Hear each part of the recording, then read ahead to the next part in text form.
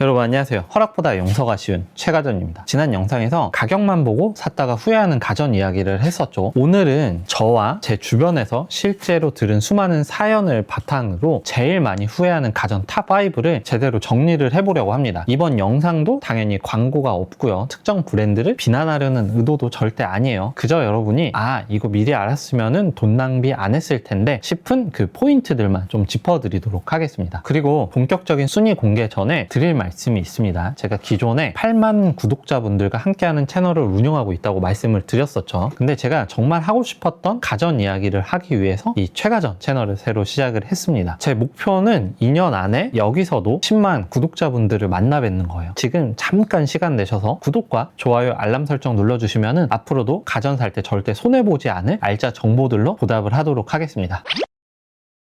이제 후회하는 가전 5위부터 한번 알아보도록 하겠습니다. 5위는 정말 많은 분들이 공감하실 사놓고 안 쓰게 되는 대형 가전들이에요. 주변에도 그렇고요. 저도 정말 많이 공감하는 내용인데 사놓고 자리만 차지하는 경우, 처음엔 열심히 썼는데 나중에 쓰지 않는 경우, 대표적으로 대형 오븐, 홈 베이킹 기기, 안마의자, 러닝머신, 실내 자전거 같은 것들이에요. 먼저 말씀드릴게요. 이 제품들 성능은 진짜 좋아요. 잘 쓰는 분들에게는 정말 좋은 제품일 수 있어요. 저도 안마의자를 좋아해서 집에서는 안마의자를 정말 잘 쓰고 있습니다. 근데 문제는 잘 쓰는 사람이 생각보다는 많이 적다는 거예요. 당연히 처음에 살 때는 매일매일 써야지 하고 구매를 하게 되는 경우가 있어요. 이제 집에서 매일 빵 구워 먹어야지, 매일매일 퇴근하고 안마 받아야지, 집에서 유산소 운동 1시간씩 해야지. 처음에 한 일주일은 정말 열심히 쓰실 건데, 하지만 일주일이 지나면 귀찮아지고요. 2주에 한 번씩 쓰다가 어느 순간 거대한 옷걸이나 인테리어, 소품이 되는 경우가 정말 흔해요. 이 가전들의 진짜 문제는 사실 부피예요. 너무 크고 무거워서 옮기기도 힘들고 중고로 팔기도 거의 불가능해요. 심지어 나중에 고장이 나면은 수리비도 어마무시하게 나올 가능성이 있습니다. 그리고 버리려고 해도 폐기물, 스티커 가격도 굉장히 비싸죠. 결론은 이런 가전은 사고 나서 써야지가 아니라 내가 이미 꾸준히 하고 있는 루틴이 있는가를 먼저 보시는 게 정말 중요합니다. 오븐 없이도 이미 요리를 즐기고 있는지, 헬스장을 꾸준히 다니고 있는지 이런 것들을 확인하고 사셔도 늦지 않아요. 그리고 네 번째는 저렴한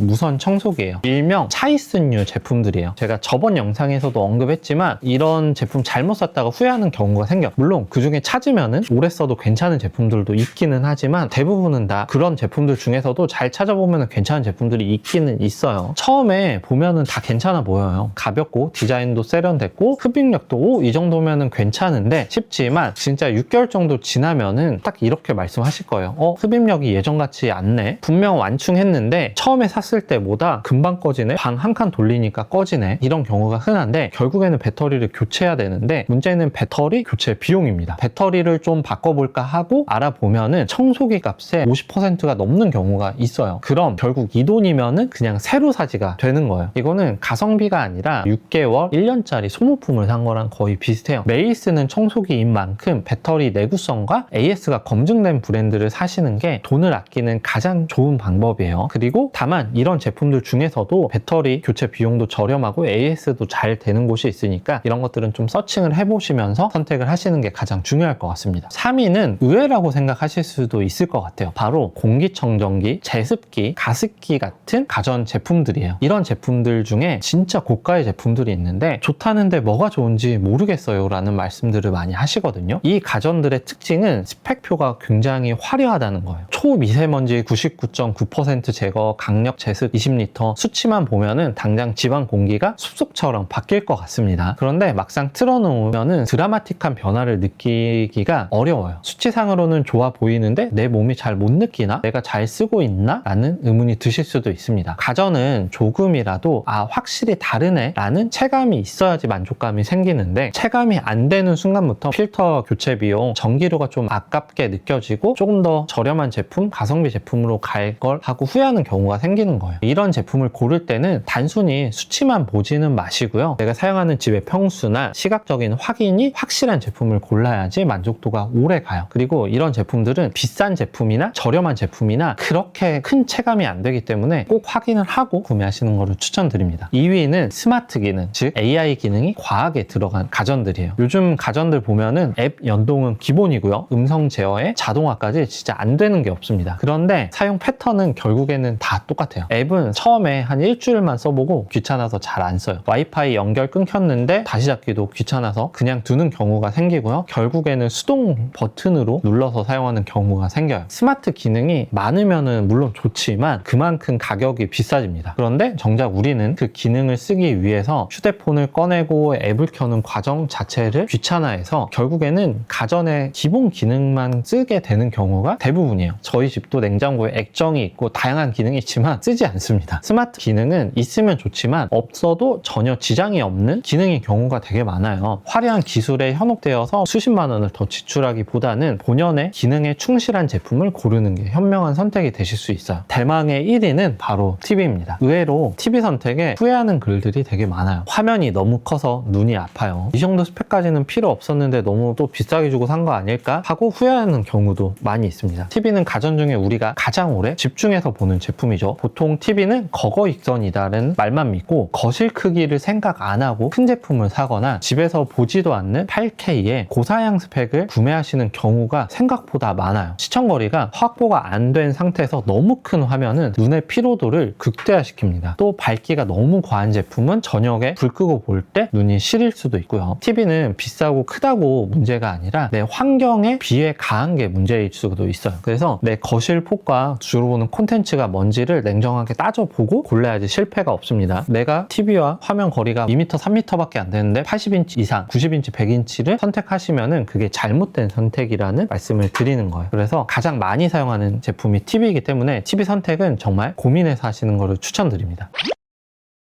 오늘 말씀드린 5가지 가전제품들 전부 나쁜 가전제품이라는 말이 아니에요. 다만 한 가지 공통점이 있어요. 샀을 때 기분은 좋았는데 내 생활에는 남지 않는다는 거예요. 가전은 언젠가 쓰겠지가 아니라 지금 내 생활에 꼭 필요한가를 보셔야지 쓸데없는 지출을 줄이실 수가 있어요. 여러분, 샀다가 제일 후회했던 가전이 혹시나 있으면은 댓글로 자유롭게 남겨주세요. 그러면 제가 그 사연들을 또 모아다가 절대 실패 없는 가전 고르는 기준을 한번 정리해서 말씀을 드리도록 하겠습니다. 또 여러분, 오늘 영상이 도움이 되셨다면 잊지 마시고 구독과 좋아요 꼭 부탁드리고요. 저는 지금까지 허락보다 용서가 쉬운 최가전이었고요. 다음에 또 만나 뵙도록 하겠습니다.